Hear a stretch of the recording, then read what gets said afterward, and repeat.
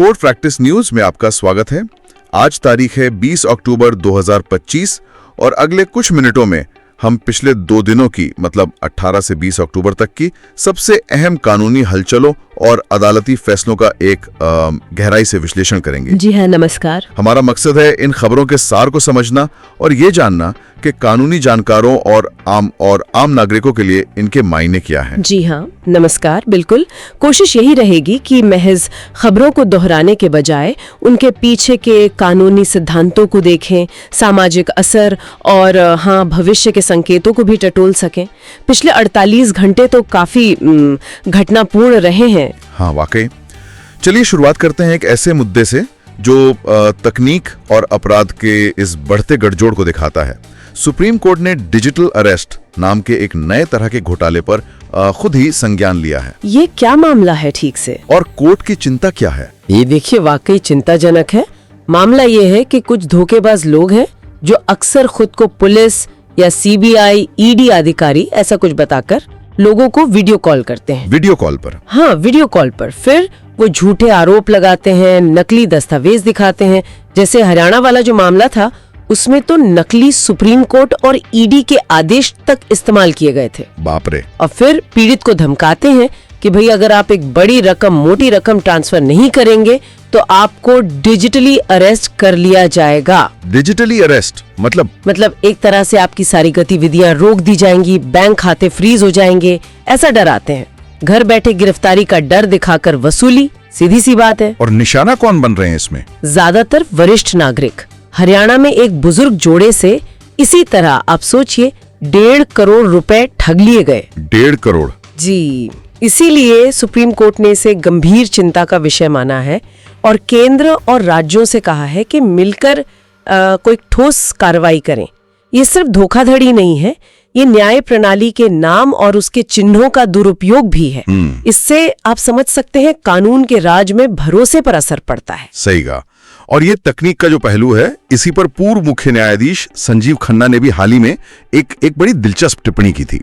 उन्होंने कहा कि यूपीआई ने नकदी की जगह तो ले ली पर भ्रष्टाचार की नहीं। इस पर आपकी क्या राय है? जी, उनकी टिप्पणी बहुत सटीक लगी मुझे और सोचने पर मजबूर भी करती है। उन्होंने यही कहा कि यूपीआई ने लेन देन आसान जरूर कर दिया, हम सब इस्तेमाल करते हैं, पर भ्रष्टाचार खत्म नहीं हुआ, बस उसका तरीका बदल गया है। उनके शब्द थे, इसने बस चोरी को डिजिटल बना दिया है। अच्छा। ये हमें याद दिलाता है कि तकनीकी समाधान अक्सर समस्याओं की ऊपरी सतह को ही छू पाते हैं, जड़ को नहीं। भ्रष्टाचार की जड़ तो नियत में है, निगरानी में है, व्यवस्था की कमियों में है। सही। तकनीक क्या करती है? वो लेन देन को शायद अदृश्य बना दे या ट्रैक करना मुश्किल कर दे, जैसे ये डिजिटल अरेस्ट वाले मामले में हो रहा है। पैसा कई खातों से घूमकर गायब हो जाता है। तकनीक का एक और पहलू जहां वो व्यक्तिगत अधिकारों से टकराता दिखा, वो दिल्ली हाईकोर्ट में था।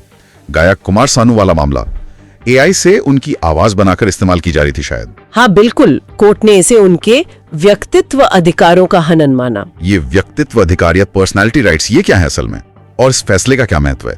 देखिए, पर्सनैलिटी राइट्स यानी व्यक्तित्व अधिकार किसी व्यक्ति की पहचान से जुड़े जो पहलू होते हैं, जैसे नाम, आवाज, तस्वीर, दस्तखत वगैरह, उनके व्यावसायिक इस्तेमाल को नियंत्रण करने का अधिकार है। अच्छा। तो कुमार सानू के मामले में क्या हुआ कि उनकी जो विशिष्ट आवाज है उससे बिना अनुमति के एआई द्वारा आर्टिफिशियल इंटेलिजेंस से गाने या कोई और कंटेंट बनाने में इस्तेमाल किया जा रहा था।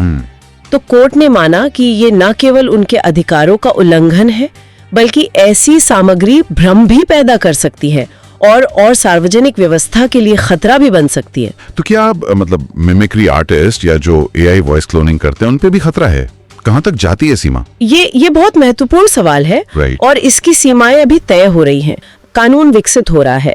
कोर्ट का उद्देश्य, जहां तक मैं समझती हूँ, रचनात्मकता या व्यंग्य को रोकना नहीं है, ठीक है, बल्कि किसी की पहचान का अनधिकृत बिना परमिशन के व्यावसायिक शोषण रोकना है, जिससे भ्रम या धोखा पैदा हो। ये फैसला एआई के इस युग में बहुत प्रासंगिक है।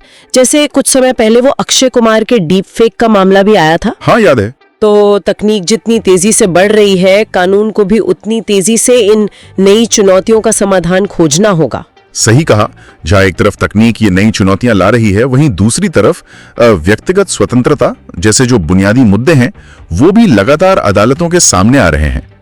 इलाहाबाद हाईकोर्ट ने भी हाल ही में एक अंतरधार्मिक जोड़े को अवैध हिरासत में रखने पर यूपी पुलिस को कड़ी फटकार लगाई है। जी हाँ, ये मामला व्यक्तिगत स्वतंत्रता और कानून के शासन, रूल ऑफ लॉ के लिहाज से बहुत अहम है। कोर्ट ने बहुत सख्त टिप्पणी की, कहा कि पुलिस सामाजिक दबाव के आगे नहीं झुक सकती। हुआ ये कि एक वयस्क जोड़ा था, उन्होंने अपनी मर्जी से शादी की, लेकिन परिवार के दबाव में पुलिस ने लड़के को हिरासत में ले लिया। कोर्ट ने इसे सरासर अवैध बताया, जोड़े को तुरंत रिहा करने का आदेश दिया और ये भी कहा कि इस अवैध हिरासत की जांच की जाए। तो मतलब कोर्ट का साफ संदेश था कि व्यक्तिगत पसंद और कानून का राज ये सामाजिक दबाव या भेड़ तंत्र से ऊपर है। बिल्कुल। संविधान का अनुच्छेद 21 हमें जीवन और व्यक्तिगत स्वतंत्रता का मौलिक अधिकार देता है। इसमें अपनी पसंद के व्यक्ति से विवाह करने का अधिकार भी शामिल है। सही। कोर्ट ने यही रेखांकित किया कि पुलिस का काम कानून लागू करना है, न कि किसी सामाजिक समूह की इच्छा पूरी करना। ये फैसला पुलिस की जवाबदेही तय करता है और नागरिकों के अधिकारों की रक्षा के लिए एक महत्वपूर्ण नजीर है। और शायद इसी से जुड़ा एक और मामला भी था, कोई जोड़ा लापता हो गया था। हाँ, वो भी एक चिंताजनक बात थी। एक और अंतरधार्मिक जोड़ा सुनवाई के बाद लापता हो गया। कोर्ट ने स्थिति की गंभीरता को देखते हुए शनिवार को, मतलब छुट्टी वाले दिन, भी विशेष सुनवाई की। अच्छा। व्यक्तिगत अधिकारों से ही जुड़ा एक और पहलू है समानता का अधिकार, और ये सुप्रीम कोर्ट के एक हालिया फैसले में प्रमुखता से उभरा, जो ट्रांसजेंडर समुदाय से संबंधित है। हाँ, ये जैन कौशिक नाम की एक ट्रांसजेंडर शिक्षिका का मामला था। उन्हें उनकी लिंग पहचान के कारण नौकरी से निकाल दिया गया था। सुप्रीम कोर्ट ने न केवल उन्हें मुआवजा देने का आदेश दिया, बल्कि दो बहुत महत्वपूर्ण बातें कहीं। पहली कि ट्रांसजेंडर व्यक्तियों को लिंग पुनर्निर्धारण सर्जरी यानी SRS के लिए अपने एम्प्लॉयर, मतलब नियोक्ता की अनुमति लेने की कोई जरूरत नहीं है। अच्छा, ये तो बड़ी बात है। हाँ, जब तक कि उनका काम सीधे तौर पर उनकी लिंग पहचान पर आधारित न हो। और दूसरी महत्वपूर्ण बात क्या थी? दूसरी ये कि कोर्ट ने केंद्र सरकार को निर्देश दिया है कि ट्रांसजेंडर व्यक्तियों के लिए सेवा शर्तों पर, मतलब सर्विस कंडीशंस पर, एक व्यापक नीति बनाने के लिए एक पैनल गठित किया जाए। यह फैसला, जो 2014 का नालसा जजमेंट था, उसकी भावना को आगे बढ़ाता है और कार्यस्थल पर ट्रांसजेंडर व्यक्तियों के साथ जो भेदभाव होता है उसे खत्म करने और उन्हें समान अवसर दिलाने की दिशा में, मुझे लगता है, एक बहुत बड़ा कदम है। ये सिर्फ मुआवजे का मामला नहीं है, ये गरिमा और समानता की लड़ाई में एक मील का पत्थर है। बिल्कुल। अदालतों के इन फैसलों से व्यक्तिगत और सामाजिक अधिकारों को बल मिलता तो दिखता है, लेकिन न्याय प्रणाली की अपनी कुछ अंदरूनी चुनौतियां भी हैं, जिन पर सुप्रीम कोर्ट ने खुद चिंता जताई है, खासकर वो लंबित मामलों का बोझ। हाँ, आपने बिल्कुल सही वो दुखती रग पर हाथ रखा है। सुप्रीम कोर्ट ने देश भर की अदालतों में, सोचिए, 8.8 लाख से ज्यादा निष्पादन याचिकाओं यानी एग्जीक्यूशन पिटिशंस के लंबित होने पर गहरी चिंता और हताशा व्यक्त की है। निष्पादन याचिकाएं यानी वो मामले जहां फैसला तो आ गया पर उसे लागू करवाना बाकी है। बिल्कुल।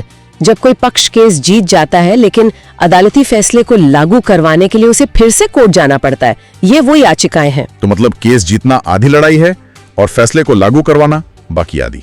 दुर्भाग्य से कई मामलों में यही सच्चाई बन जाती है। सुप्रीम कोर्ट ने इस स्थिति को अत्यंत निराशाजनक कहा है, यहाँ तक कि न्याय का मखौल भी। बाप रे। कोर्ट ने सभी हाई कोर्ट्स को निर्देश दिया है कि वे इन मामलों के निपटारे के लिए सक्रिय कदम उठाएं। ये दिखाता है कि न्याय सिर्फ फैसला सुनाने से नहीं मिल जाता, बल्कि उसके प्रभावी और समय पर अमल से मिलता है।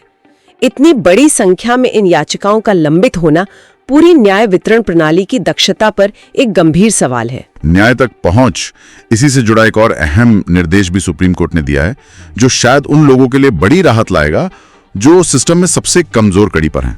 आप गरीब विचाराधीन कैदियों की जमानत राशि सरकार द्वारा भरे जाने वाले निर्देश की बात कर रही है ना? हाँ, बिल्कुल। ये वास्तव में एक बेहद सकारात्मक और मानवीय कदम है।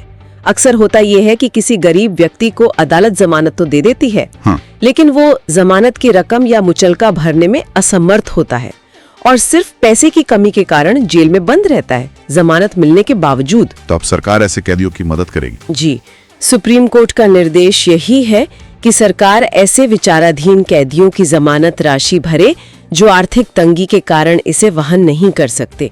ये संविधान के अनुच्छेद 21 जो जीवन और व्यक्तिगत स्वतंत्रता का अधिकार है और अनुच्छेद 39A जो समान न्याय और मुफ्त कानूनी सहायता की बात करता है, उसकी भावना के बिल्कुल अनुरूप है। सही।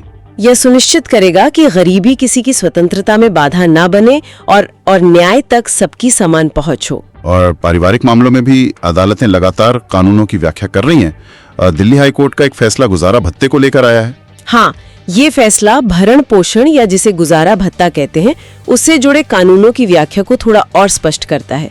दिल्ली हाई कोर्ट ने कहा है कि अगर कोई जीवन साथी, पति हो या पत्नी, आर्थिक रूप से स्वतंत्र है, मतलब इंडिपेंडेंट है, और अपनी जरूरतों को पूरा करने के लिए पर्याप्त कमाई कर रहा है या कर रही है। इसका आधार क्या बताया कोर्ट ने?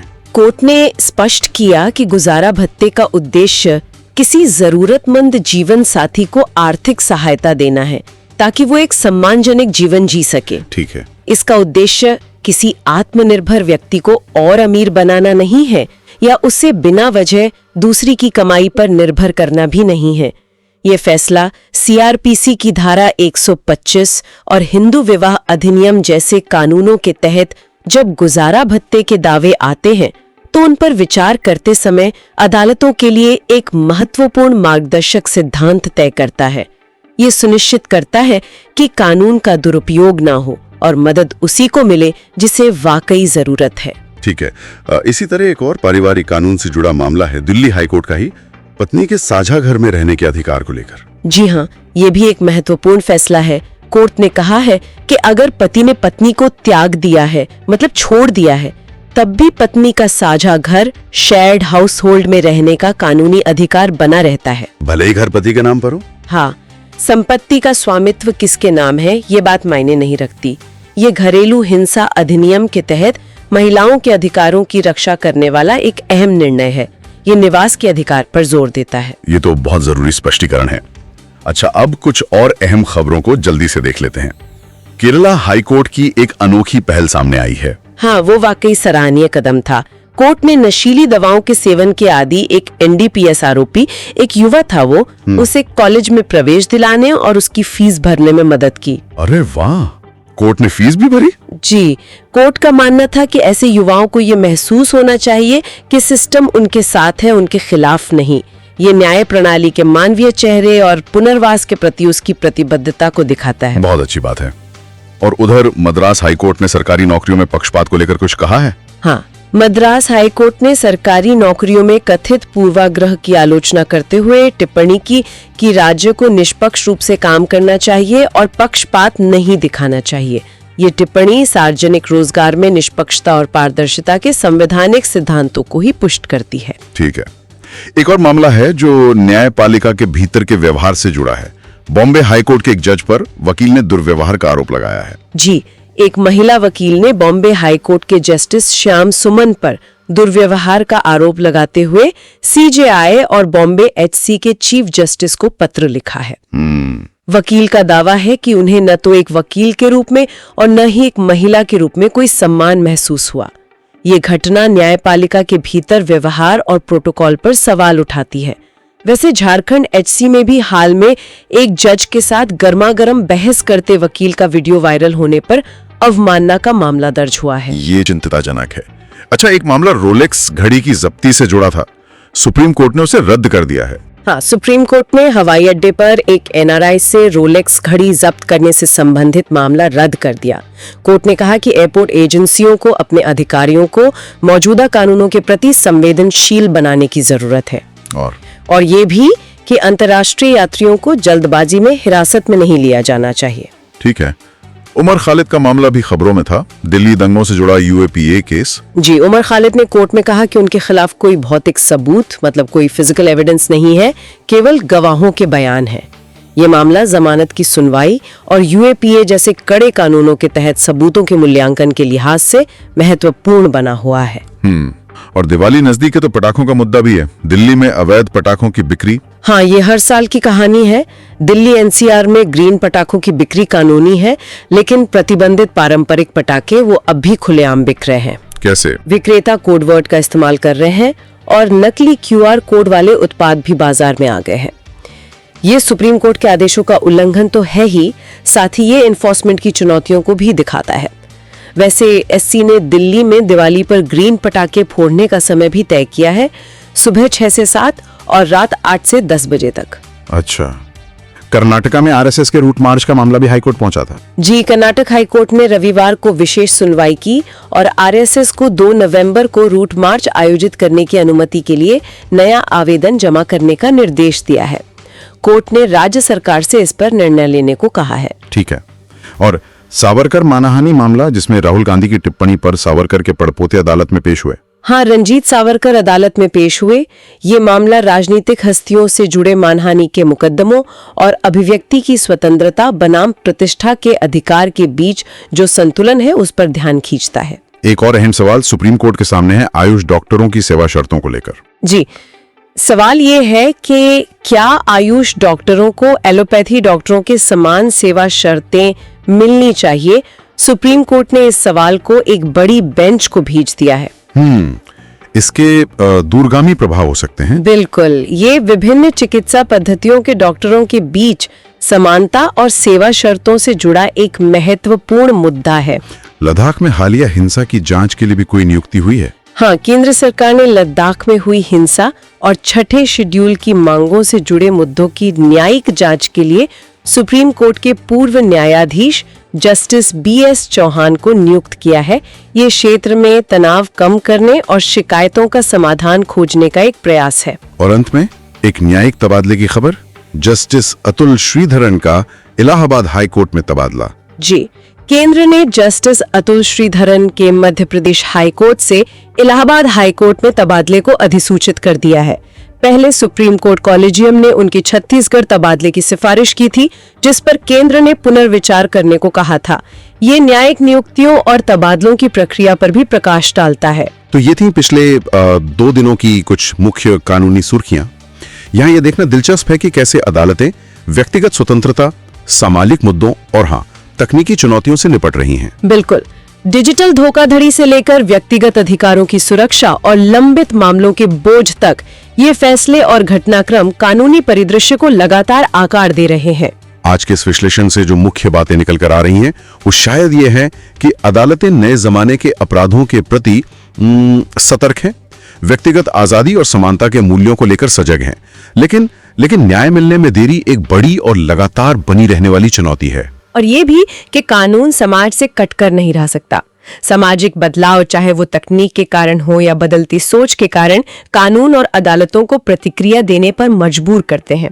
जैसे पूर्व CGI की वो टिप्पणी हमें याद दिलाती है कि समाधान अक्सर सीधे नहीं होते और हर तकनीकी प्रगति अपने साथ नई नैतिक और कानूनी पहेलियां लेकर आती है।